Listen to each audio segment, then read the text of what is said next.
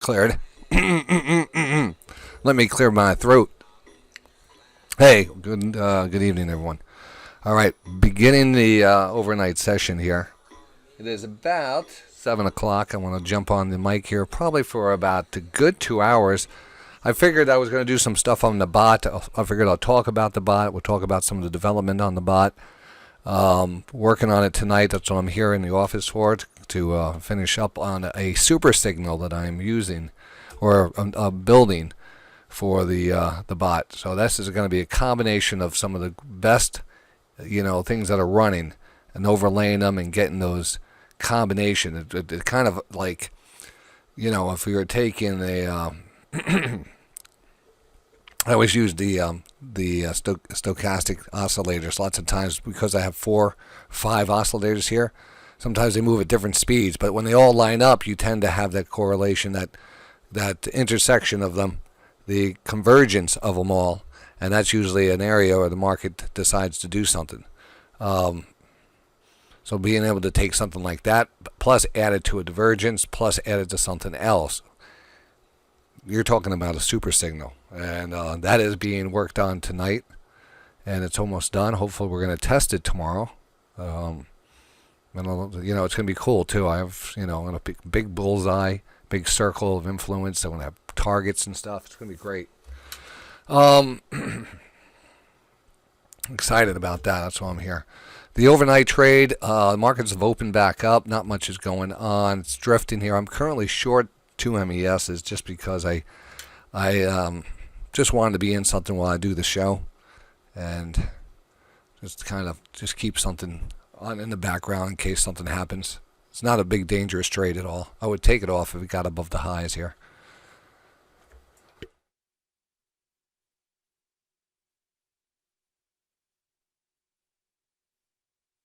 I was using my volume. I had to cough up a hairball.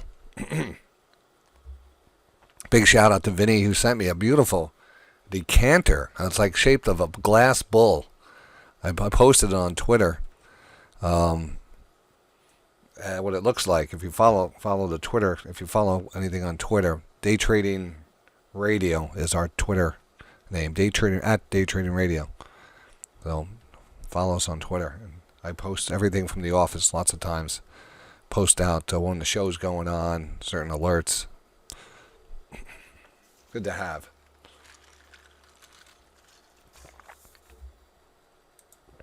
All right. All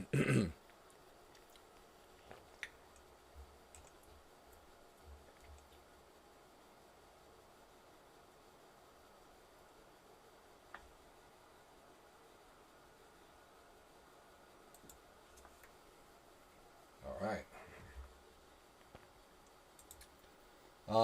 What am I looking at here? Give me a second here. Just give me a second. I'm trying to bring something up. All right. So again, picking up where we just left off. I was just looking up some other stuff. I wanted to send out some other tweets and stuff before we really started rolling here. That's one other thing we want to mention here. Our big trade, my big trade. I'm looking at AUPH. Has announced today that earnings will be released next Thursday after the close. Next Thursday after the close, which I believe is let me see when that is. The 20th. I don't even know what it is. The 14th. So the 14th, Arena Pharmaceuticals releasing the financial report, or their financial earnings.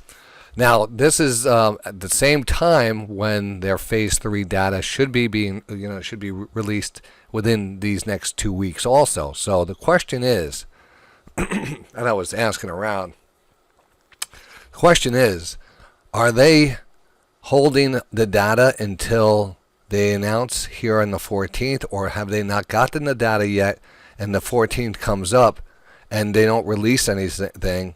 Does the market go down? Or did this stock go down? So this is so interesting. It's right around options expiration too. I have a lot of November options on this. It's very interesting to see what happens here. Within the next 2 weeks, do they have the results? I would have figured they have the results. They continue to hire new people in in North America, and especially down here in the USA, because they're a Canadian company. But that's the big key, and ramping up here. And what, I was recently looking at their chart, and I was in the process of making my case to DAC on this, and and actually making the case for me to buy more, because this was such a fake out. He got scared and he sold his shares here. He got shaken out. It broke down. He said he showed it like right at $4. He got flushed out, but he saw the big candle and he got back in. But he got shaken out of this trade. He's in it again because I keep on talking about it. And that would be the worst thing in the world to happen, is not being something I mention, because we live, we're good friends and stuff. He's just, it's just not going to happen. He needs to be in it, or else he'll be afraid of it exploding. You always got to take a shot, right? He doesn't have much. I think he has 1,500 shares. But I want to, so this is actually going to be announcing the results. We go all the way out on the daily here, and you see this company is just founded in probably 2014 at one point, 2014. And at that time it was $4. So it's kind of done nothing in trials, and finally developing a drug and coming and getting good. I guess this was phase 2 trials. It was something very good. And this is on their lupus drug. That might be dry. They also have a dry eye drug, but this would be on a lupus drug. And it's pulled all the way back. There's something to tell us, because the trials are not done yet.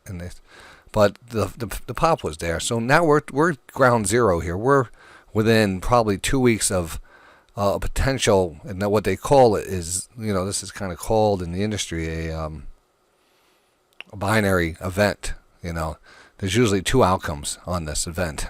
It's either up or down. So a phase 3 release of data, an important drug that's make or break with a company that only has really one big drug, or possible one big drug, is a huge binary event that's either going to perform really well or forget about it. You're talking $2 on this. And that's that's the thing that and everything pointing to success in this.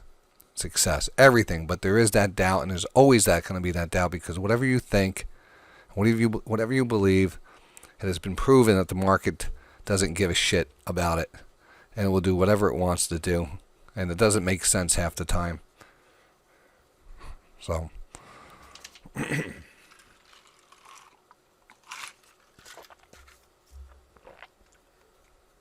the sell-off here, no one understood the sell-off. And I said, well, it's a perfect scenario. You have people, this is probably something planned by people. They know where these stocks are. They know where stops are. They know how to trigger this psychology. They've done it so many times in stocks with, where there's weak hands in it. People that have bought it up here at $10, it was a lot of damn volume that came up here. A lot of people are holding this, and there continue to be bag holders up here. I know a lot, just looking at the posts on the boards and stuff, a lot of people are like, oh, I'm long from $9. I'm long from $10. I need this thing to pop. I'm like, wow, that means there's going to be a lot of resistance going up. These people will take that right away, especially back at the highs.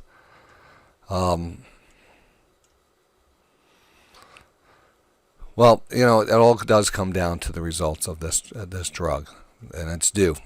And they probably have the results now, and they continue to hire people. And, the volume is starting to move back up into this. Look at the volume here, picking up slightly. Now, tonight they announced the earnings are going to be released.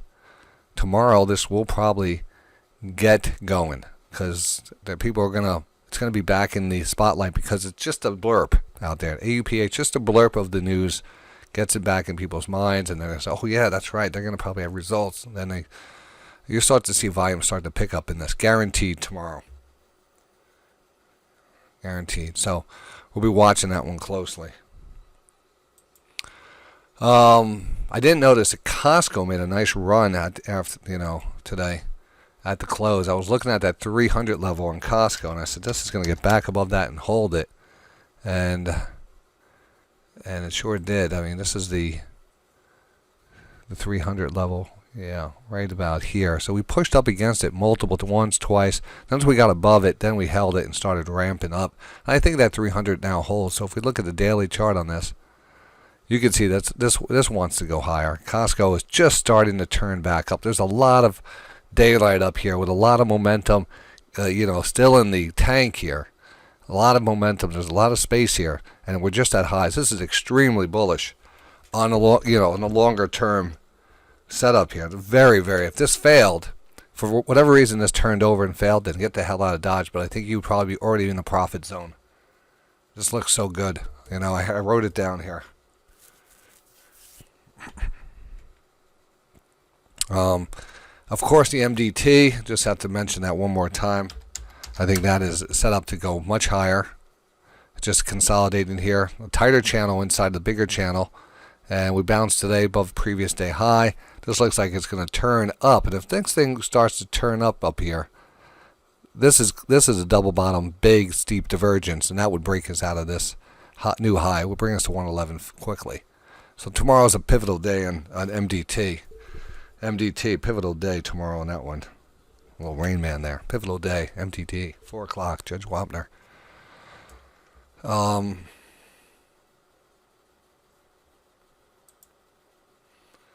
Vero's not doing much.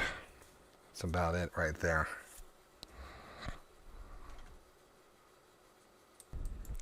All right, so I'm bringing back the